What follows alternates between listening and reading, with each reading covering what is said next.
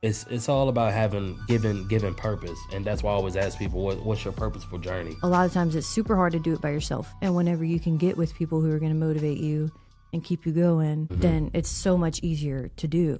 Please, allow me to show you something. Hey, you guys, welcome to Savage Mountain Podcast, and this is Chapter 11.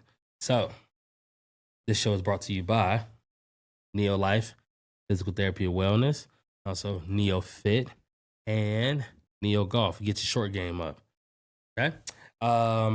This is a place where we have unfamiliar conversations with familiar faces or familiar conversations with unfamiliar faces.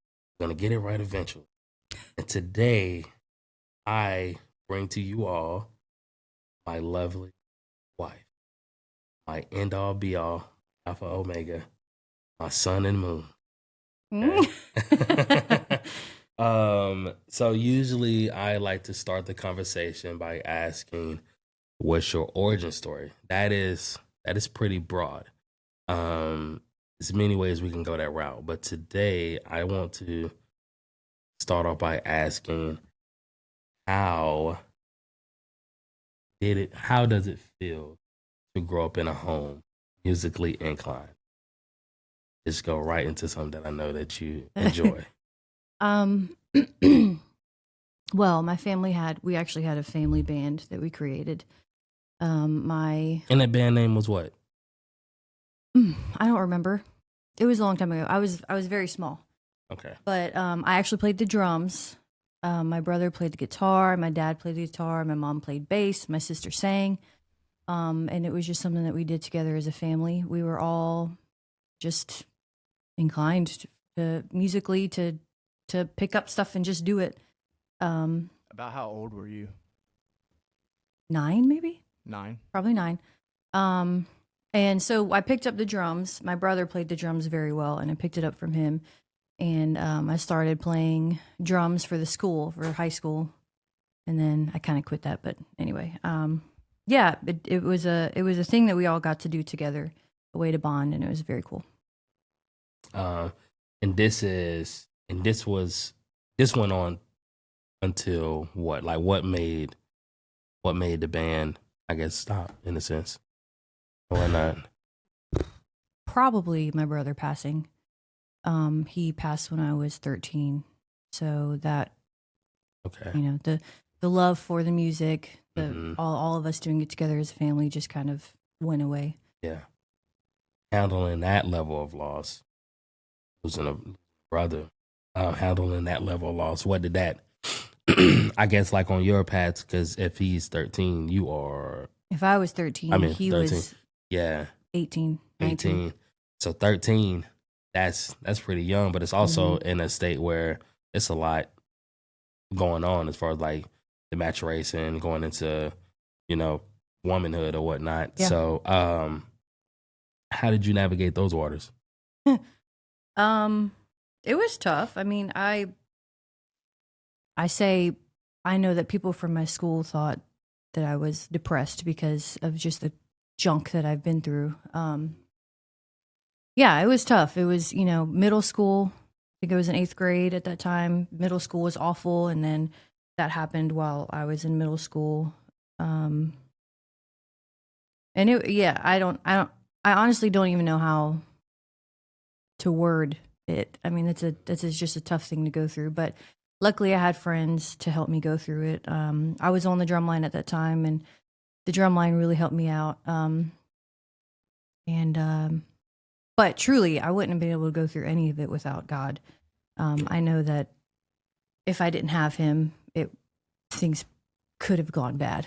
Yeah. Yeah. And that's crazy how often, I guess when things are going well, the faith is lost. But the second that something like, tragically happens, that's the first thing we lean on. And unconditionally is like, it's just welcome, embrace with open arms, and just faith is such a powerful thing. Yeah. So with that, how you heavily in the church, right? Growing up, yeah, my parents were youth leaders, and so we were at church Sunday morning, Sunday night, Wednesday night, Friday night sometimes for like youth groups.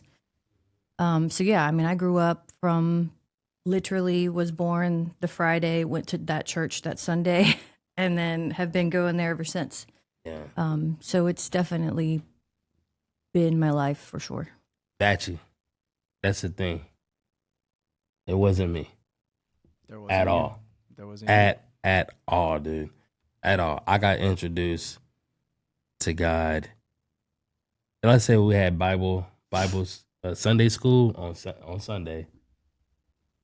It was in the same parking lot in which we saw dogs fight and gambling. So it was like blood stains entrenched in the concrete. You know what I'm saying? Like it's blood stains all there. But that's where I got my introduction to faith. And it wasn't on that way. So it was like, how do two individuals like that had that kind of upbringing come about? Two very different upbringings for sure. Oh man, For sure. two way different upbringings. So it's a little similarities in there or whatnot. We both found our way, but just differently. Mm-hmm. Also, you talk about going through troubling times or whatnot, just from an emotional standpoint. But I also know that like it wasn't always financially there either. And seeing that, how did that help you as far as like evolve and become the hard worker that a lot of the people that are viewing here now know you? Well, I just didn't want the same thing for our family, for our kids. The way I saw my mom stress about every time we went to Walmart, and just how groceries are now way more expensive. But anytime we went to Walmart, it was a couple $100, and she would get sick to where she would be so stressed out about it. And I didn't like that. I don't like seeing my mom being upset. So I never wanted to put that on our girls, and I really didn't know. I didn't know how, Yeah.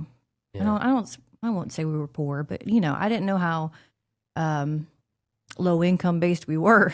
I ate lettuce sandwiches and ate rice with everything because rice is a good filler, right? Yeah. I didn't know. I mean, I was just enjoying life, but I did notice when mom was very stressed about that, and I just don't, I don't want that. That's I guess the beauty of the struggle. You almost like you tend to like enjoy it whenever you're with, because you don't know. Like my mom would always she would make a joke out of it, like wishing me sandwich. She say lettuce sandwiches. I'm like, don't look like That was a wish and meat sandwich, and I didn't know that. yeah, like you don't know our struggle. But it's a lot of times like just because it's a different color. No man, it's poor white folks out there too. Mm-hmm. And I lived in a trailer with our first house was a trailer where me, my brother, and sister all shared a room. Yeah. And then when I was 6 or 7, we moved to a bigger trailer to where we all had our own room. But I mean, it was, still a trailer, and we were still kind of in the same situation financially. It was. So with that, because I know for me, I always felt like we were the only ones, but it was cool because we had each other.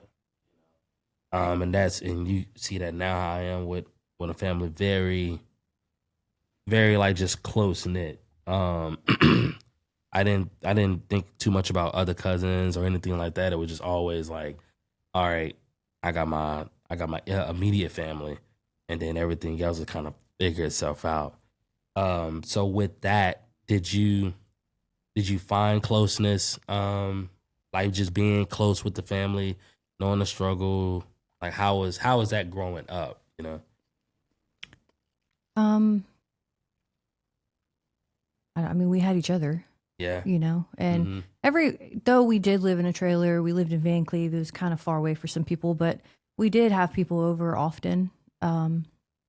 Good people that we trusted that, we felt like wouldn't judge us for living in a trailer. But yeah, I mean, we had each other, and rode together to school and all that good stuff. Many of cars, the amount of cars that we've had is insane. But I mean, yeah, I think it does form more of a closeness because you kind of have to stick together. Yeah. I think speaking on like closeness and family, I think it's about time we bring up Savage Mountain and giving in to the origin story of Savage Mountain, because I don't think I know how that came about. And I'd love to hear the story of how the name Savage Mountain came to be. And I've filmed a couple times of y'all's training sessions. Y'all have a family. It is a family. You feel it the moment you walk into the group. Yeah. So can you either of you touch on that and maybe give some details and shed some light? So when I first met Quan, I was working out with a friend of mine, and I saw him. He had like 2 or 3 friends that he was training, and they would train often. I'd be with my friend, but then I see him with all these different kinds of people that he would be training with, and I thought he was like a professional. So he asked me to come work out with him, and I was like, man, I don't know. This seems a little tough. And I was intimidated, but then, once I got to working out with him, it was okay. But that was 10 years ago. We've been married for how long now? 8 years? Years. Yeah, a long time ago. 10 years. So he's been working 10 years ago on building up his clients, building up his people, building up the family. And just recently, not long ago, I think once we started Ultimate Frisbee and Danny Ball, that's when we really started to gain more people. And we've had a lot of military come in and out. Some military say that whenever they finish, they're going to come back and move here, and so they could continue with us. So yeah, it was a long time to build, but he was so passionate about it, and just he takes the time to get all these people together. He'll text them and he'll ask them, hey, what are your goals? What do you want? And it really just is a big family. We have our kids here. Everybody sees our kids and keeping an eye on the kids, making sure they're okay, opening snacks for them, so yeah, I mean, it was a long time to build up to it. Yeah. And I'm not really sure where like Savage Mountain came from. So the savagery, and I spoke on this downstairs actually. So it's crazy that you asked this. So savagery is to me is the first form of humility, but also savage was just like a term that's used growing up in Louisiana a lot. Just like, man, you're a savage. Yeah. You just do that, and it was just embedded in my DNA because I take with great pride that I'm a Louisiana kid, and I love that so much. So it's just like savagery of that just like makes it feel like home. The mountain, and it's very fluid, but I was in church and with my wife, and then I just heard the pastor say like, hey, how we always come to God and tell him how big the mountain is, the adversity, what life is going on. Never tell the mountain how big our God is. And then, so the whole mindset of adapting, overcoming, having faith and knowing that there's an other side of the mountain, even though we don't see the other side of the mountain, but we have faith. We just know that it's there.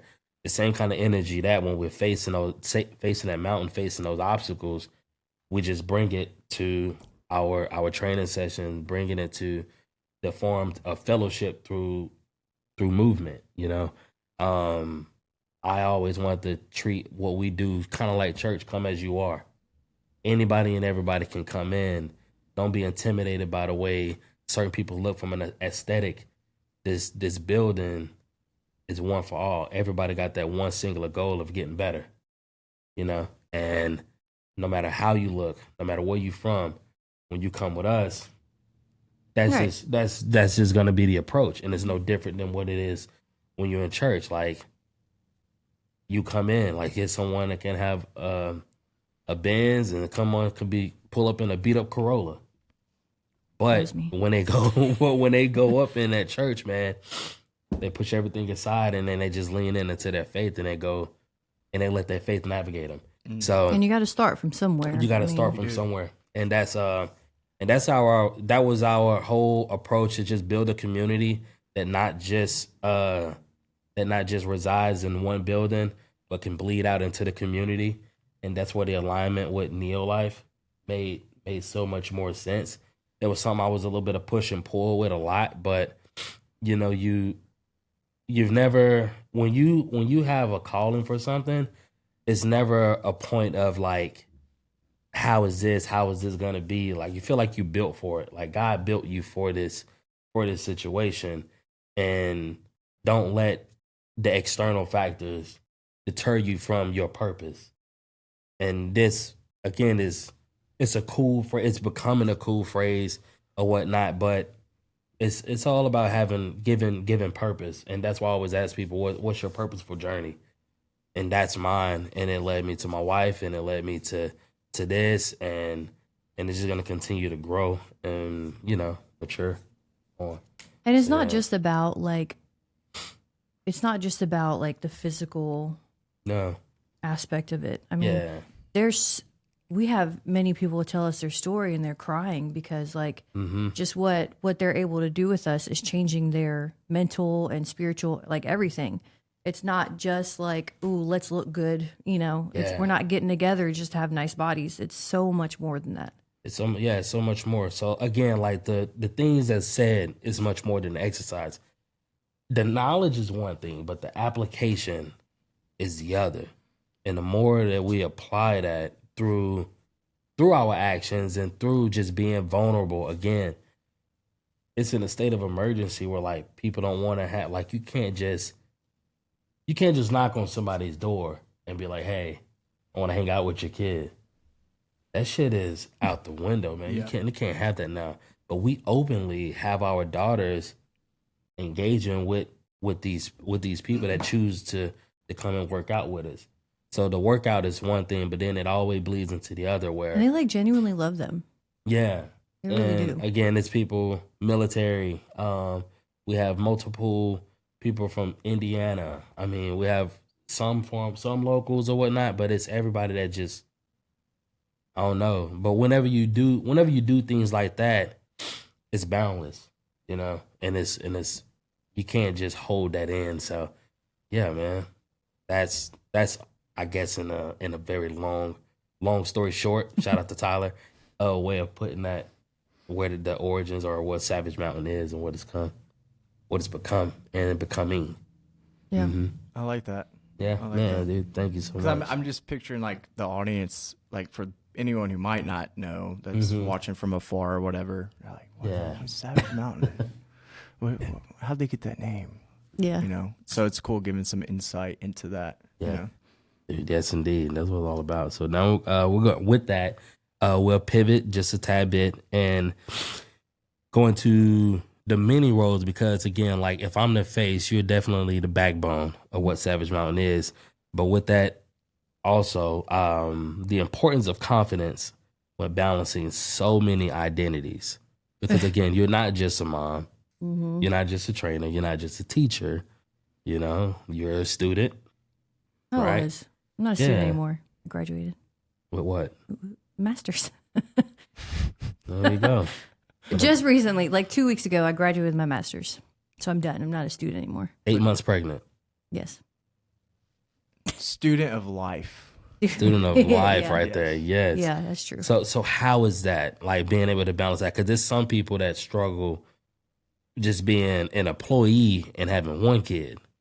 I mean, they just got a job and they just got to provide. Now you have All the things. all those things. Well, it's not certainly not easy. You definitely have to have a sense of want to and a need to for your family. If you ask my family, I'd be the last one to get my master's.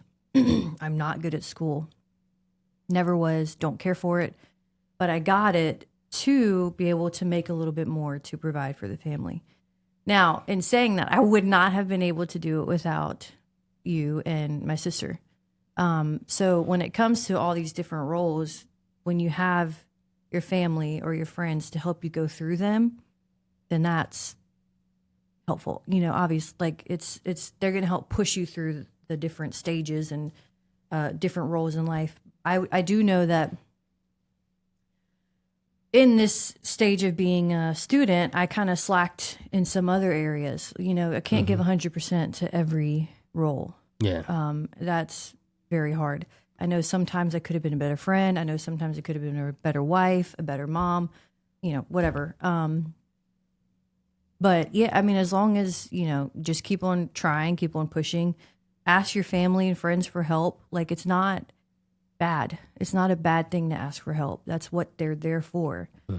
And I think that's what helped me get through being a student, because that was kind of a lot while having 2 kids and a new job and being pregnant. You know, that's so yeah. I asked my sister for help, and she helped me out a lot, and we graduated. We're done. So Yeah. yeah, I would say definitely any kind of, if you have multiple roles, you have to get help. You know, in whatever way you can. It's not a bad thing to do. So you would say like the confident, your internal confidence in the people that you was like residing in. Yes. And, that's what helped And out a lot. I'm confident in myself also that I'm okay with asking people for help. Yeah. You know, like some people, the pride thing. Oh, I gotta do it myself. Nobody can know that I need help, you know? But like, if you have that inner confidence, you're all right with it, you know? Yeah. Like, you know that it's normal, it's human. Ask for help. Man, that's something I struggle with. And most people want to help. Yeah. That's the thing. Like, people want to help. Yes. They just have to be aware and know. Also, you know how when, like my stepdad, he loves to give you shoes. That's his way of giving to you. That's his way of blessing you. If you don't take the shoes, you're not taking his blessing, you know? Yeah. Like, that's just an example. But like, a way of people blessing you is by helping you. They want to. And if you don't allow them to help you, you're taking away their blessing. And that's the beauty of this one. Because again, like I didn't, and not to say that I couldn't have learned that through church or whatnot, or I couldn't, I didn't need church to learn that. But yeah, that's something that I struggle with a lot, bro. I don't like asking for shit. Like if I could find a way, but that's just how I grew up. Like my mom was like, man, you don't want to lean in on family because those will be the first one to burn you, you know? And I fell in love with a woman where it's like, no. I need to continue to ask for help and confide in others. And I was like, man, as if you didn't want to be a burden. You know, it was always a troublesome single parent of 5, and I've son that's loud and proud forever. But you know, like it was always, man, if you help out somebody, she got to bring her kids with her. You know, all 5 of them. Never just like a solo endeavor. So big kudos to her, because this man, beautiful soul, he would just try to give shoes, and I'm like, oh, I want them shoes. Nah, man. Like, I work my ass off at work and then buy my own shoes. I need your shoes. But my mom would always, and then as my mom got better and she continued to like fill up that cup of faith in Christ, and she was like, no, never stop no one's blessing, you know? And I try to preach that to whomever, you know, always lean in. I may ask Batchy for 1,001 things and I always apologize, but I'm like, and he always remind me like, nah, man, it's never an issue. And when he says that, it's just like, yeah, 'cause like he's being a blessing. If I refuse to help, then I'm stopping him. But that's something that I learned from my mom and learned from you. But it's like, it comes second nature to you. That's something I struggle with. And I know there's many other people that struggle with that, because pride, man, it's dubbed as a negative, but it's also could be something that's like very resourceful to get certain things done. you know. Yeah, but And we're just not meant to do life alone. no, and that's the truth. Why we have family. That's why we have community, because Yeah. it's meant to work together. Mm-hmm. But yeah, this is again we're going against the grain. We're zigging when others are. When I guess it's cool to zag. In a sense. Yeah, I mean, shit, dude. Yeah, it's the truth. I don't know. Can you pull up the numbers on like the average of like marriage and whatnot? Marriage. You know how long it takes for people to get divorced. You know what that is? Yeah. I was gonna say, man, we kind of throwbacky. Well, we've been together for 10 years, Yeah. married for 8. Mm-hmm. That ain't. It's pretty good. I mean, it's damn good. Like It nowadays. says for first marriages remains between 40 to 50%. So like They're like, not married 40 anymore. The first Yeah. marriage, 40 to 50% is still married. The other are not. Yeah, 40-50% get a divorce on their first marriage in the United States.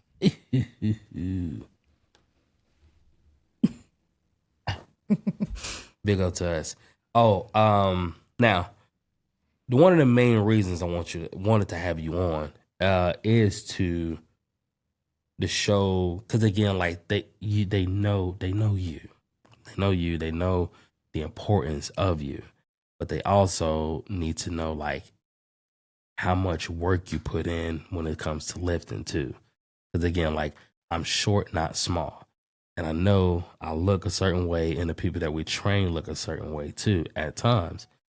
But they also never see like the work that you put in. So 'Cause I'm always behind the camera. you always normally. behind the camera. But now we got Batchy to help us out with that, you know? Yeah, I know how you feel there. Yeah. Yeah. But with being, and also you have to bounce back too. So what's the significance and the importance of weight training while being pregnant? How has that like benefited you? Because you've done this twice. Okay, And we're yeah. about to do this a third time. Mm-hmm. So, well, as you know, before I was kind of chunkier towards the beginning of us. So I transformed my body at that first time. So I'm sure, everybody's heard, or if you're looking up anything about pregnancy and working out, you shouldn't start working out when you're pregnant. You need to start before. Trying to pick it up while you're pregnant's not a good idea. So I did before, right? So going before and then just continuing during. My first doctor, he had passed away, but my first doctor, he would make jokes all the time, like, you still doing burpees at like 9 months pregnant? And it pretty much was. You can really do a lot of the same things when you're pregnant than when you are not. Of course, you got to listen to your body and feel what it's telling you. But I will say from my experience, I'm not a professional, I just know that because I stayed active, so normally your first baby is late. Your first baby is like normally like 41, 42 weeks. Did you know that, Batchy? I had no clue about that, brother. So 40 weeks is usually the number when a baby is due. That's like the time that they give you. But first babies are normally 41, 42. And Mel came the day she was supposed to, because I was active during, she came the day she was supposed to. And it really, she was out within 5 minutes, like the pushing process was quick because I knew those inner core muscles that I had to push to get her out quickly. Because I know my body, I know the muscles. So I was able to kind of, though everything's numb, I mean, you can't really feel anything. But when they said push, I would do the things that I would do working out, squatting or whatever, to where I could feel, I wouldn't feel it. I would just try to like feel what muscle was pushing to be able to get the baby out. So I think because I worked out the whole time, she came the day she was supposed to. And then afterwards, you rest out for 6 weeks, let your body heal, and then you get back on it again. You do the core exercises because your core is literally separated, like torn apart to make room for the baby. Damn. So you got to put it back together. That's a whole thing. We got a fascia doctor for that. Yeah. Okay. Okay. So yeah, I mean, you have to physically put your body back together. And actually a woman's body doesn't fully heal until like 18 months after having the first kid. Did you know that, I Beth? didn't know that one. No, this is all new to me. Educate us. It's a lot. Me neither. And like I said, I'm not a pro. This is just what I've heard from other women who talk about it, things like that. Don't quote me on any of this. You're the voice of the voiceless right now. Okay. Right. So, I mean, we have a lot to go through after having a baby, but I think also working out helps put your body back together easier, quicker. Yeah. And then Nay, she was our second one, and she came out a week early, I think because I was active throughout the whole time too. She was also out within 5 minutes. And I haven't had my pregnancies have been very healthy. I haven't had any gestational, I can't even say that word, diabetes. I haven't had any kind of bad swelling, nothing. Yeah. And I do put that towards working You out. attributed that all to weight training. For sure. I think my pregnancies have been great and no complications. I think because I've just been steady working out. And it's not that I wanted to snap back, because the snap back thing is kind of ridiculous to me, because everybody goes through their own journey, and I'm not going to look the same that I did before my first kid ever again. And I'm okay with that. Yeah. Because our bodies change in so much more than just getting a big belly, it's so much more than that. And mentally, your body changes mentally. That's the next part of it, the mental wear and tear. How, again, you haven't done this just once. This is why, even though the first one it didn't happen automatically, so. So I will say, after Mel, I, there's postpartum depression, and everybody has it in a different way. My way was, after Mel, I was trying to figure out how to have a baby and be able to work out at the same time. And I was trying to do it by myself, really, because the time where you would have the group, I don't remember how or why, but for some reason it wasn't working out to where I could go with Mel. Yeah. Also, that was COVID. So I think the world was shut down. And so we didn't have our group or something of the sort, to where I was just trying to fit in the time when I could before going to pick up Mel from daycare or whatever. But I would literally cry. I would sit there and cry in the car, first because I wanted to work out. I just didn't want to. I was making myself work out, but it was a mental fight for sure. This is my thing. This is what I do. I'm a trainer. This is my identity, really. Yeah. And I don't want to do it. So that was a real fight, was trying to get back in the mental for that.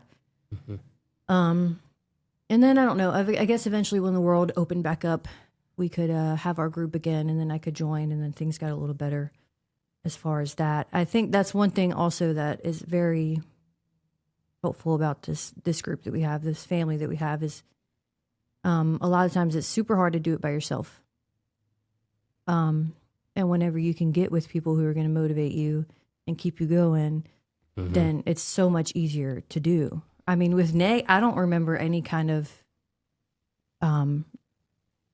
sadness as far as working out with Nay, because I had y'all, and I just kind of jumped back into it, and the girls were with us at the gym. Mel would work out with me. She would help me flip the tires and do lunges with me and stuff like that. There was a lot more family involved when we had Nay. But yeah, the mental My mental was with working out and struggling with that after, but there are women who have crazy stuff, and I'm blessed to say that, you know, nothing too crazy was happening, but yeah, it was definitely, it's a lot. And you mentioned the girls. So how, and I know this was and I know that we found that we were like very similar, but it was also things where you like, I didn't know that. So from so being in an interracial relationship, what cultural awakening have been bestowed upon you since becoming a mother? Not even just being my wife, but just being a mother with 2 kids that's a little darker than you. Well, I feel, first off, I feel like I get looks because I feel like they don't think I'm old enough to have 2 or 3 kids. Yeah. I know that I look young, but I think, you know, I might sometimes get looks because, well, they're brown and I'm not, you know? Mm-hmm. So they're, you know, but I also think that mixed kids are a lot more common these days. So it's not like, Yeah, not as jarring. no. No. They're going to take over the world, I think, soon. But actually, one thing that I have learned is to not let anybody else touch their hair. Yeah. I didn't think it was a big deal, but you have, and your sisters, cousins, you know, they've told me that that's a thing. You know, like you shouldn't have anybody else touch their hair, like unless you take them to a hairstylist who does braids and whatnot. But like other than that, I didn't think that was a big deal, but it is. Why do they say not to? I've never heard of this. I don't know if I know the real specific reason, but it's just like it's just kind of like a taboo, like you know, like yeah, I get what you're saying. Yeah. Because but I know, and I don't think, I think you just grew up thinking that, knowing that, but maybe not really knowing the full reason why. But like, Mel would go to daycare, and then she would come back with different hair, and you're like, "Who did that?" And I was like, "They did." And you're like, no. I was like, yeah. It's not. I don't want to say obviously like I don't know. I'm not a black woman. So I don't know that. I'm not gonna act like I know hand in hand the plight, but I know the mindset of you are like, if you don't have the hair, is the whole nappy, you know, thing of that nature, and the verbiage that's been thrown out there and has been associated in a negative manner because the thickness and the texture of the black woman's hair was not something that was dubbed as pretty, you know, for the longest. So that's probably like one of those things, and they had to, because for me, man, big lips and big lips and a dark and very dark complexion skin wasn't me growing up, man. That wasn't the way. I always crack up and I make fun of it now because I'm like, it's women with lip filler and, you know, they tan, getting super, super tan. When I'm like, damn, man, for longer, those like, it was reversed. People wanted to like have light complexion skin and brighter eyes so they could be more attractive to the masses. But that was just one of the things it is. I think also though it's like a thing of like, you're not taking care of your kids. If somebody else does it, and it's like a, you know, like you feel like am I not doing a good job type thing maybe. Mm-hmm. And that's where the cultural, I guess like a cultural divide can be, where it's people that have mixed kids, right? But they forget that they're not just taking on, it's not just a me and Caitlin thing. It's more so of like, I have to be mindful of her culture and what she got going on, but it's just America at that point. But then there's some things like both of us being from the South. If I was from New York and we did a certain way in regards to religion, like it's not a Bible Belt, you know what I'm saying? Like it would that's like one of the examples of it. Like we pray before football games down here. Up there, it's just not happening, you know. So down here, yeah, where I was going with that. Yeah. But anyway, yeah, man, just like the cultural divide or whatnot, and how a lot of people, yeah, that's where it was, interracial relationships. So it's a lot of women and sometimes even men too they have kids by one another, but they don't really know the significance of it. So it's like it'll be mixed babies coming around here and they just don't know how to do the hair, you know? Right. They Oh, I expect definitely it, had to. yeah. I had to learn. Yeah, I had to mean, learn. Mel's Or- hair is more like mine, but Nay's is Mhm. more coarse and curly, and I have to learn what products, help Yeah. the curls stay together, not be all crazy. I've had to, Mhm. you know what I do with them every stinking identity morning. things too, man. So like we've had situations where people say like, man, your daughter looks exotic. What the hell does that mean? You know what I'm saying? Because We've it's gotten like Hawaiian. yeah, it got Hawaiian because our daughters don't necessarily look like either one of us. You know, so it's like, what are you? You know, and it's like here it is, Just- 2025, and we still having these conversations. It's not like the yesteryear rhetoric of, calling them that, but it's like, what is what is that? You know, it's just as I don't know, significant to me. But again, like you never know, even with the kids, the identity, what they. It's like you may come lightly complected, and they may grow up in a certain school, where you're like, "Hey, I'm white."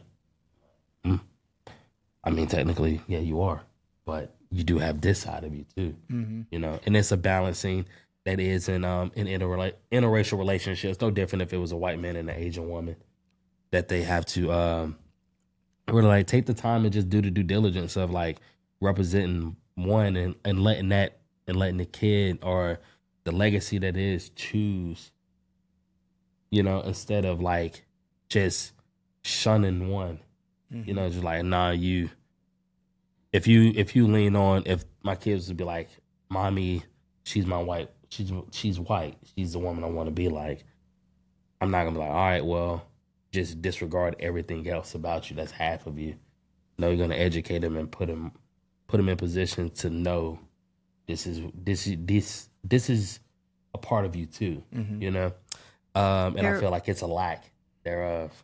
It reminds me of a student who, she's mixed, and she she just one time said, "Yeah, when I turn 16, I'm going to turn white," because she was tan, she was mixed, she was tan, but she Yeah. thought at a certain point that she would turn white like her mom, and I was like, "It doesn't work that way, sweetie. You're gonna stay tan." But it's just funny how, in her mind, because mom was white, she's going to turn white eventually. Yeah. So it was that was funny. and that's what it is. Like a lot of times it's not like the whole thing of I don't see color. I always found that it was like bullshit. And it's unrealistic. I think it's okay to educate and let people know like what it is. Like it is a difference in people. Like we all bleed the same blood. Like we're still red, but it's still But you should be able to see the color yeah. and not treat them any differently treat for anybody it. any different Like, from that. To say that I don't see color is ridiculous because Yeah. clearly you do. But that doesn't make doesn't make anybody any less or more of a person because they are a different color. Mm-hmm. Because we both have we both come from struggle. Jesus It's was so brown. different. Was he? Yes. Is he tan good? Yes. Jesus was brown. If you think about it, they lived outside, Hell yeah. right? Yeah. So if anything, he got Yeah. burnt by the sun and Yeah. he was brown. He wasn't Anglo-Saxon, huh? He wasn't in Iceland. No, he wasn't this pale dude. I don't think anyway. If you're outside for long enough, you're going to turn tan. So you telling me he didn't have blonde hair and blue eyes? No, I don't think so. Batcher, did you know this? No comment. But the Jesus that they portray, he has brown hair and brown eyes, which was probably right. But I'm just saying, I feel like he was tan because he lived outside a lot. Mm-hmm. Yeah. So he's brown. Maybe not like you brown, but he was brown. Yeah. Mm-hmm. It's a good brown. It's a solid brown. All right. So with that, I don't wanna make it last too long or get weird about it, but if there was anything you could tell any woman out there that's like suffering or struggling, with like how to evolve as a woman, in a sense, like if they're stuck in this rut, and being a woman is the most selfless thing. Like everyone takes. Mm-hmm. And it's rarely give, and I'm one there where I have to continue to be better every day. I try to be better for you. So if there's anything you can tell women out there, could you? Like,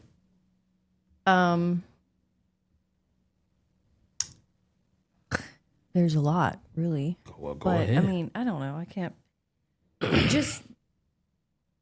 I just know growing up, we were created. Women were literally created to be partners of men. Like God took the rib out of Adam and made Eve, and He said, "You need a partner." But a partner doesn't mean a subservient server. It means like you said, backbone. It means supporter. It means you would not be as successful as you are without your wife, right? And it's a teamwork. And yes, we're meant to be what's the word I'm looking for? Nurturing. We're meant to be nurturing. We're meant to create the family. Our bodies are literally wired and created to make babies, to multiply, right? When we're giving something, it is multiplied. You give us attitude, we multiply it and give it back to you. You give us money, we multiply it and make it into a good home. Whatever. I think that's just our, that's what we do as women. We're meant to multiply, in not only just making kids, but in life in general. I don't think that the world would be revolving as well without women. Obviously, there wouldn't even be people because we have to have the kids. But no, I mean, I'm all for women and what we do. I think what we go through, men would not be able to go through. But we're built that way. We're built to go through those things. We are wired differently to be able to handle things that men wouldn't be able to handle. It's not just emotionally, physically, but it's emotionally, spiritually, everything. Like we're different. So just as far, just like I said earlier, don't be scared to ask for help. Invite the help in, and just, I don't know. Yeah. Just do what you got to do. I just think that it's, I don't want women to think that they are a victim, or, gosh, we have to have the periods and the babies, and, why us? Like, being a woman sucks. No, like, I wish that men could experience pregnancy, because it isn't it isn't experience, like, there's nothing like it. Like, there's nothing like it to be able to feel this baby in me right now. Yeah. Like, and then just the bond that you have with the kids. Anyway, no, that's true. That's so, like, not to cut you off. That was one of the things, and I had Bradley Cooper had a clip, and I was like, yo, that's how I felt, because like I love my wife so much.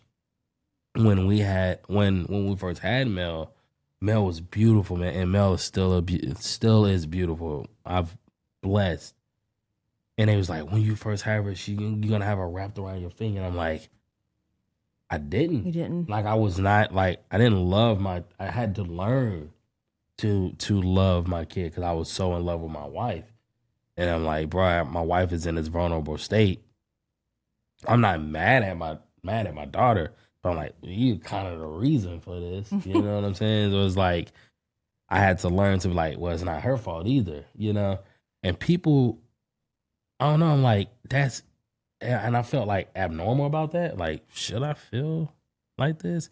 But the more I thought about it, I'm like, no, it's okay. You can't just right off the bat just love at first sight. I think that's like a Western zeitgeist movie kind of thing that we've kind of conditioned ourselves to believe, but you have to learn to love it. And I think that the fact that we're not holding the baby for that amount of time is where we have to learn that, you know, from after she's out. You have 10 months or not. Well, yeah, 10 months to kind of build up that relationship, and it's moving in you. Nothing changes for us. Like, we function differently, move around differently, nothing changes. But then until it comes out, then that's whenever shit hits the fan. You're like, oh, okay, well, I can't just like. I mean, you have to develop a relationship, like just like you do with your spouse in the beginning. You have to develop that relationship because. So, I don't know if you knew about this, but I think I've told you before. When you have a baby in your body, in your belly, their cells are permanently a part of your body for the rest of your life. Did you know that, Betsy? I didn't know that. So whether you've had a baby but lost them, or whatever, if you ever had a baby in your body, their cells that were created to make them are still in the mom's body forever. And so mom gets sick, guess which cells go and fight the sickness? The baby cells. Oh. The baby cells go and fight the sickness. So your babies are helping you fight sicknesses for the rest of your life. And I think that's like, what? That's amazing. Yeah, it's super cool. Like, I don't know. So, but there's always that connection. Like, I have their cells in me right now, and I always will. You don't have that, like you don't get that. That could be why the husbands die sooner. Normally the men die first. It's because you don't have the baby cells to fight for you. Sorry. Well, on that note. But it really is like it's an incredible thing that I wish that men could experience. But you're right. It's a relationship that you have to develop afterwards that I've already, been there, done that. Established, man. Yeah. So, yeah, again, women. And this is National Women's Month. And that's one of the, not the main reason, but it was paramount that we had you on for this reason, because you are an incredible woman. You do so much that nobody truly sees, but you're also extremely humble about it. And I think that your level of humbleness and humility has allowed you to do things where it's like, man, only God. Only God. That's, if it's like a phrase that I could put for this woman here, is just only God. Because again, she was pregnant. We never stopped working during COVID. And she found the house. Like, she searched for the house, found the house, got us moved in the house, painted the fucking house. All while very pregnant. And I was working. I was just like, we can't get off. I'm the only person over there. Like, I just gotta work. So like, all right, we'll figure it out. So like, only God. And car. I ain't have a car. Like, I was like, bro, my mindset was like, I wasn't gonna ask nobody for nothing except for my mom. So for I want to say the first 6 months that I was working here, my mom was dropping me off. I'm one of the oldest damn people that work in this building. And I ain't even got no whip to say that's mine. I'm getting dropped off like I'm 16 years old. Mm-hmm. We have a wreck. Hey, find a way. So now the same car I got now that I own was based off this woman, like, but only God, because I'm like, Lord knows, like I ain't think I had the finances for those kind of situations. But again, like the men have ideas. We're big ideas, but the details, the nuts and bolts, the application of it. Not to say that women don't have knowledge, because Lord knows there's so many more knowledgeable women out there than I. But the application, everything in regards to like getting shit done, is owed to a woman. It's owed to a woman. So do you have anything to finish off with that about us dying? No, I don't know. I think, well, based off of what you're saying is, yeah, I just think that I'm in favor. Yeah. I'm in favor with God. I think He knows my heart's desires, and He's made it happen. And not all in my timing, not when I wanted it to, but when the best, truly everything that I've desired and wanted, kids, job, my car, every house, everything has been on the perfect timing. It wasn't mine. It wasn't when I wanted, but it was better than what I expected. Yeah. But like you said, though, you can't just sit around and wait for it also. Yeah. You have to put into action. You have to do to get what you want also. So it's not don't wait for a man to do it for you. Don't wait for, whatever to happen. You gotta get busy and get it done. Yeah. Like you said, I got the house. I didn't want to live in an apartment with a baby. Yeah. Got the house, got in, got it done. There you go. It's a difference from praying and wishing. Yeah. Wishing, you just sit on your ass, and praying, you apply it. You put action. Right, because put the concrete. If you're praying for something, He'll give you the abilities and the whatever you need to get it done. Yeah. So He's like, all right, if this is what you want, you got to work for it. You do it. And some things, some not. But yeah, I don't think it's especially these days, you can't just sit around and wait for stuff. I mean, you have to go get it. Make it happen. Yeah. Make it happen. Yeah. All right. Well, with that being said, we're going to conclude today's chapter of Savage Mountain. So you could have been anywhere in the world, and you chose to be here with us. And for that, we thank you. All right. Put it here. Good job. Well, moisturize hands.